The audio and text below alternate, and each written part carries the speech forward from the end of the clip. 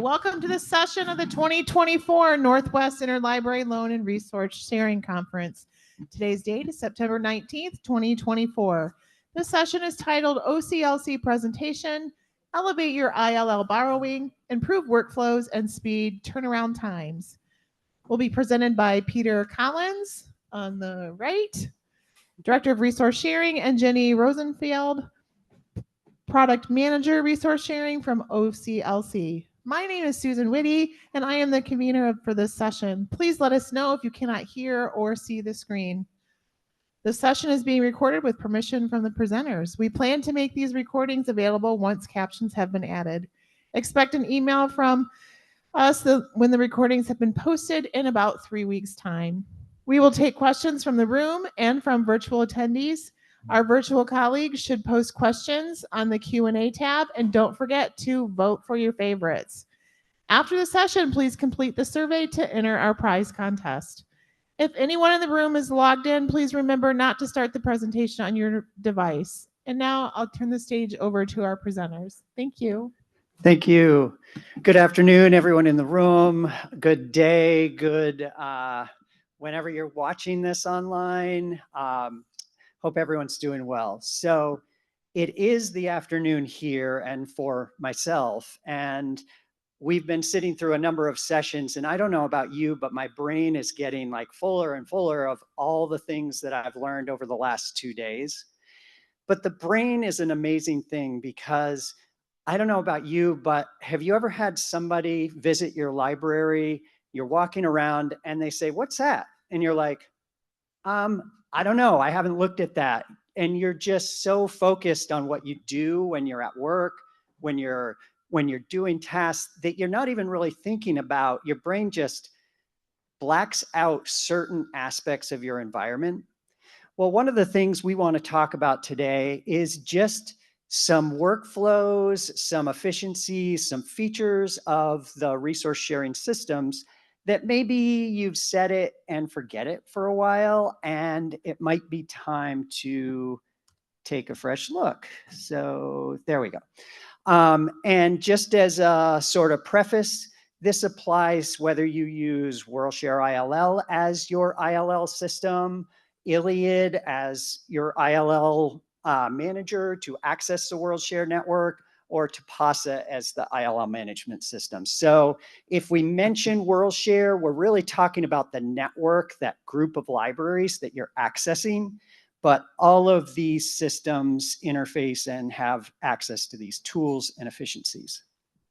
So first, we're going to look at borrowing automation, and that's because it is so powerful.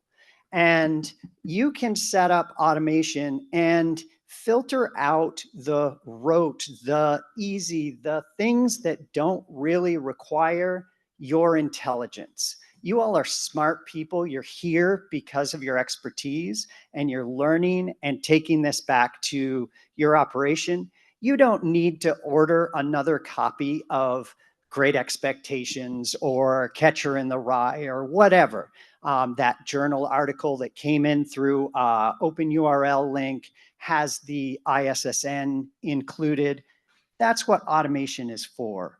And it's easy to set up, simple rule for articles, a simple rule for books, and you can pull off a great majority of the requests and actually focus on those resources that you add value to.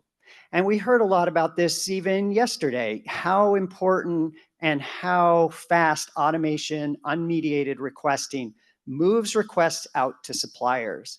So think about a student who is placing an order, they're working on a paper on Sunday. Probably you're not working on Sunday in your ILL operation.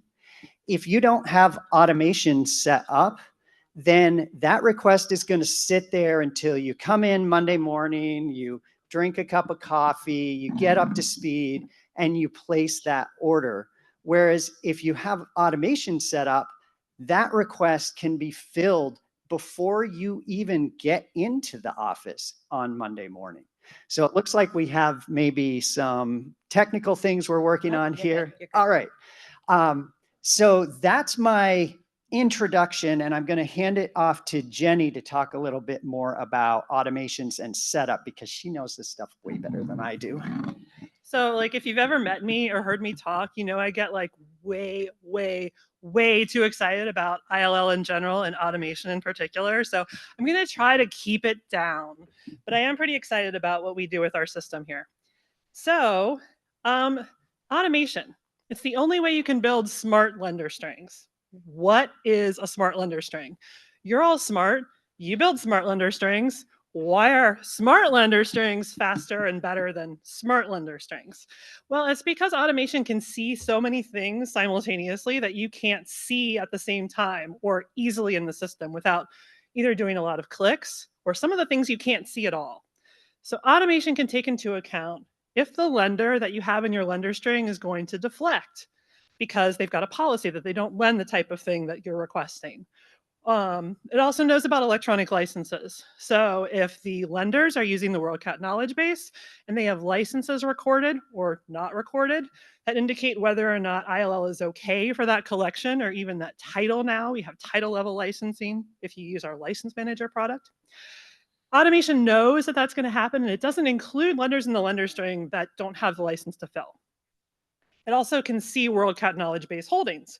So for those of you who use Iliad right now, you probably get frustrated with this because you can see libraries and that they have the title, but if they use the WorldCat knowledge base, you can't see the date ranges or the volume coverage that they have. Fun fact, WorldShare ILL libraries and Tapasa libraries can see that about each other. So if they're manually building lender strings, they have a little bit more of a view to it. But if you're using Iliad, you can't see that. So automation is a way that you can see that because the system knows what the KB coverage is. And again, it won't include lenders that don't have the requested date. It also knows about print serial holdings. So for libraries who catalog and add local holdings records to WorldCat, those are records that you can add attached to the main record where you say, I have volumes 1 through 10, 2010 to 2020.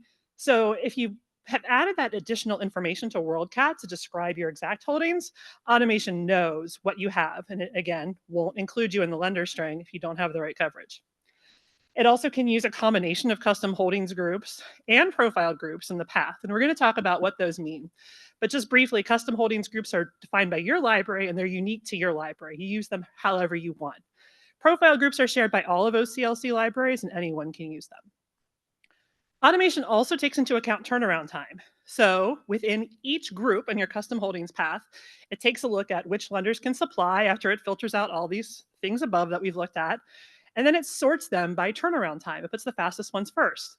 And it also does load leveling. So we know, because we have so much data in our system, that if this lender normally processes like 50 requests a day, but today they came into work and there's 150 things sitting in their queue, we are not going to send a request to that library because we don't want to unfairly tax anyone, because that's not going to get you the item faster. That's probably going to be slower and annoy the fast library.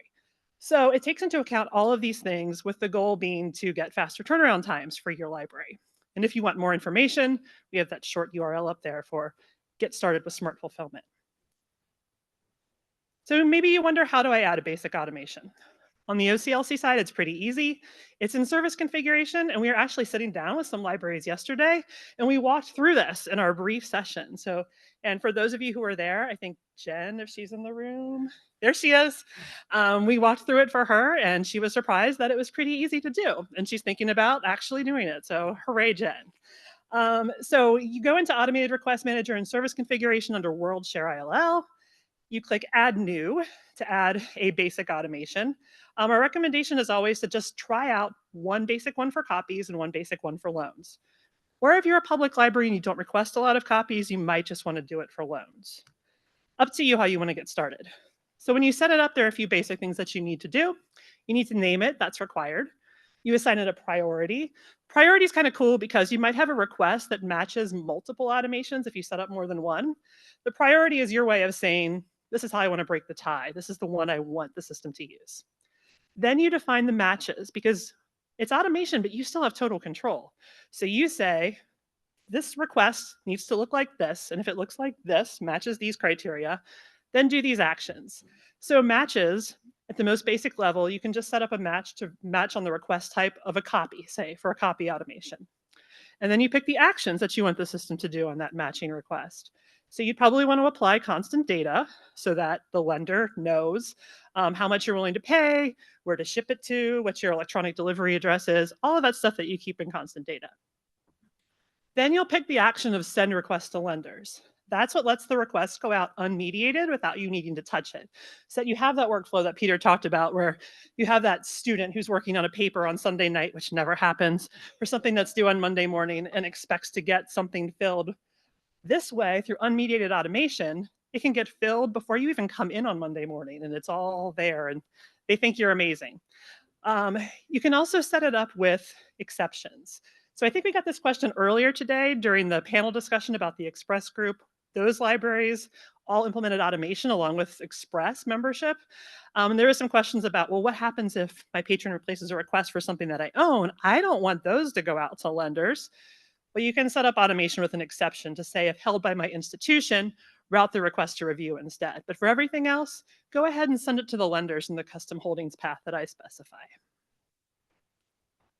So again, this is our basic recommendation. And once you set them up, you can see it looks like this. And the screen is pretty easily readable, which is a big change from our old direct request that we used to have. And like, who even knows what year it was? I didn't work at OCLC.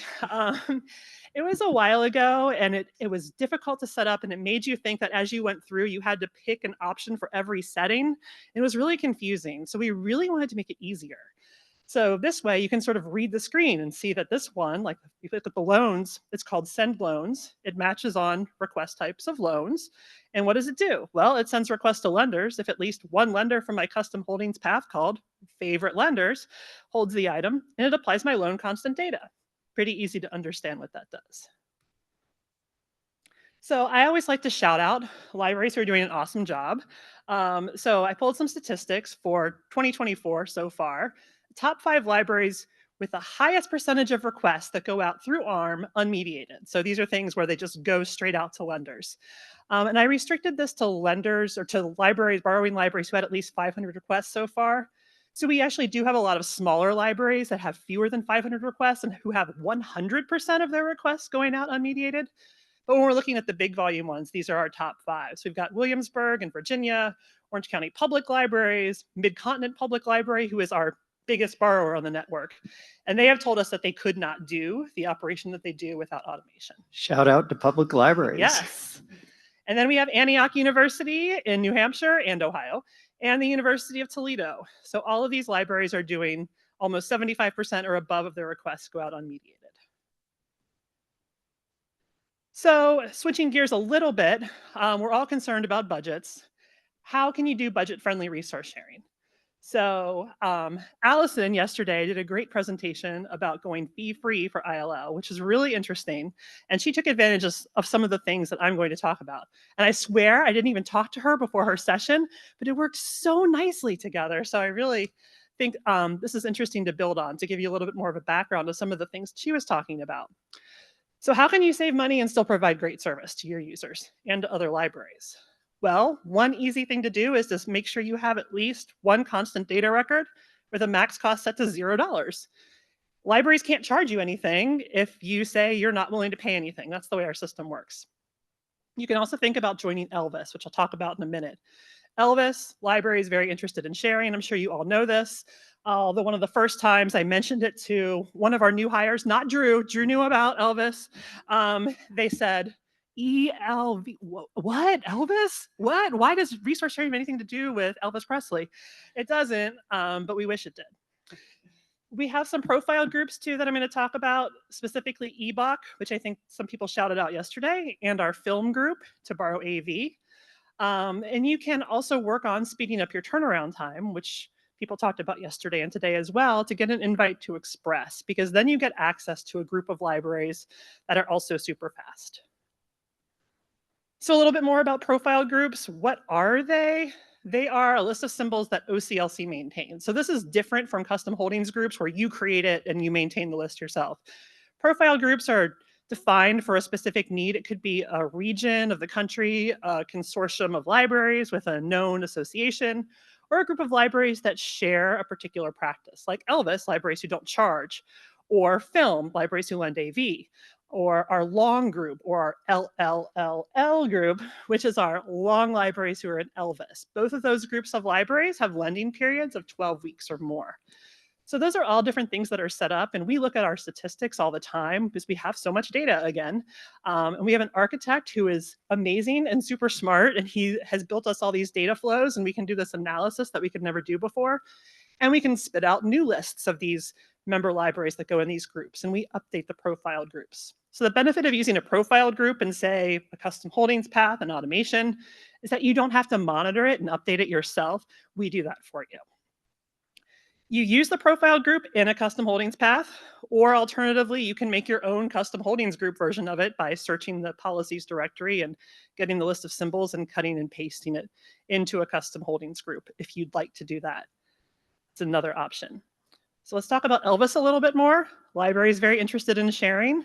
So this is something that started sort of as a grassroots thing in the State Library of Illinois, and it was managed by them for years. How many of you are in Elvis?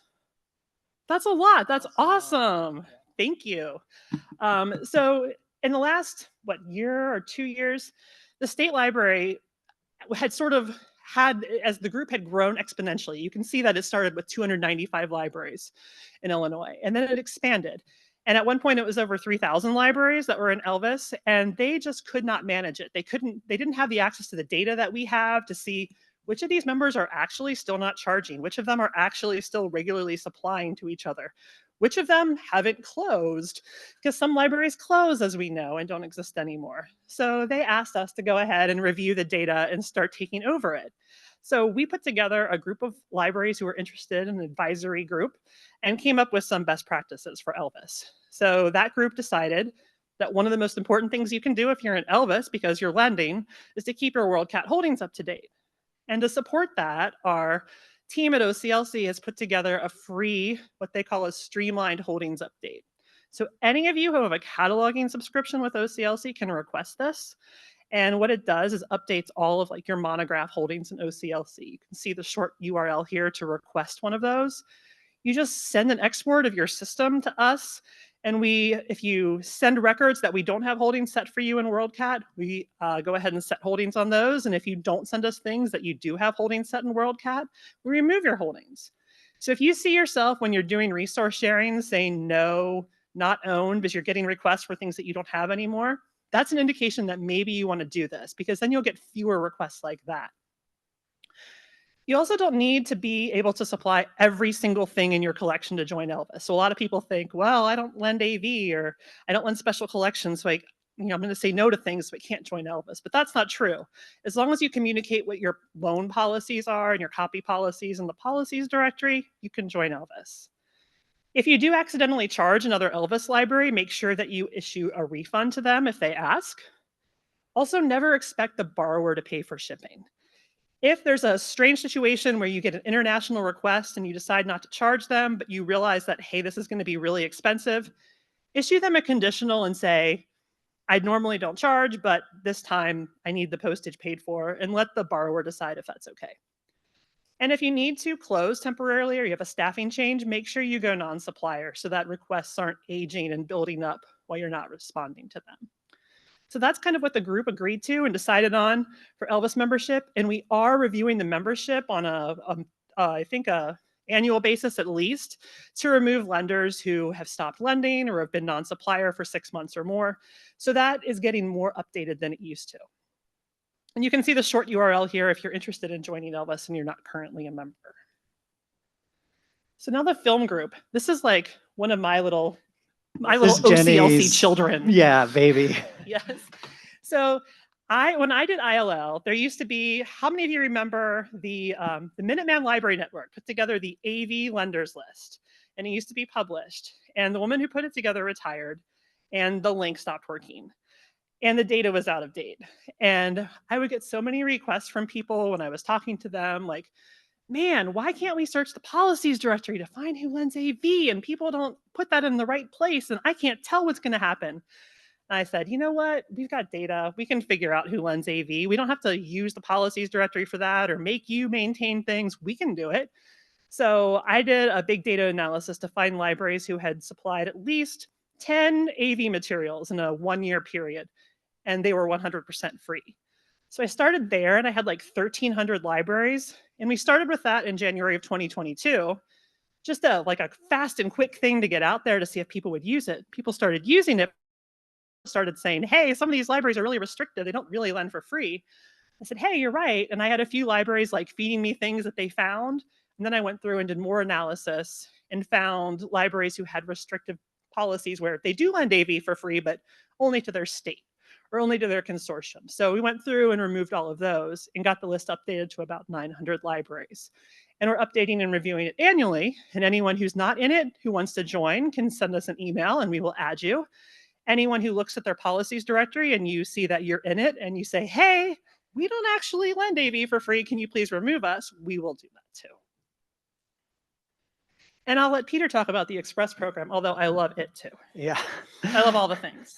Yeah, I mean, we were looking at speed, focused on speed, and we were thinking, how can we make articles really fast and reliable for libraries? And we started looking at the data, which is the theme here, like looking at the data and data-driven systems and decision-making. And we saw that there were over 1,000 libraries that were lending in 18 hours or less. So we were able to bring those libraries together and say, you know, this isn't an extra service, just extra subscription. This isn't something you have to pay for, but we want to reward your excellence as a lender by connecting you to other libraries that lend at a similar speed. And so we were able to just connect those libraries, and it's been going for, well, since 2021. So it's like 3 years. And it's just amazing to see how many articles are going, how fast it is.